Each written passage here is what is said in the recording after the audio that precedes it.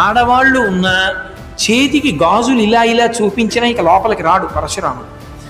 అందుకని కొంతమంది క్షత్రియులు గాజులు వేసుకుని ఆయన వస్తుంటే చేతులు బయటికి పెట్టి చప్పుడు చేశారు.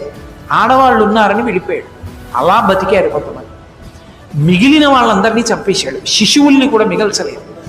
21 మాటలు భూమండలం అంతా తిరిగి క్షత్రియులన్న వాళ్ళని విడిచిపెట్టకుండా సంహరించి ఈ నెత్తురంతా తీసుకెళ్ళి కురుక్షేత్రంలో 5 హ్రదములు తవ్వాడు. 5 చెరువులు తవ్వి 5 చెరువులు ఈ క్షత్రియుల యొక్క నెత్తుటితో నింపాడు.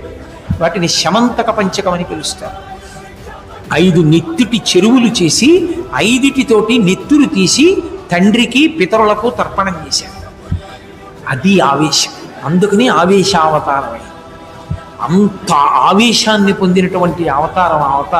దాని ఉద్ధతి అసలు దాని గురించి చదవడం, దాన్ని ఊహించడమే చాలా కష్టంగా ఉంటుంది.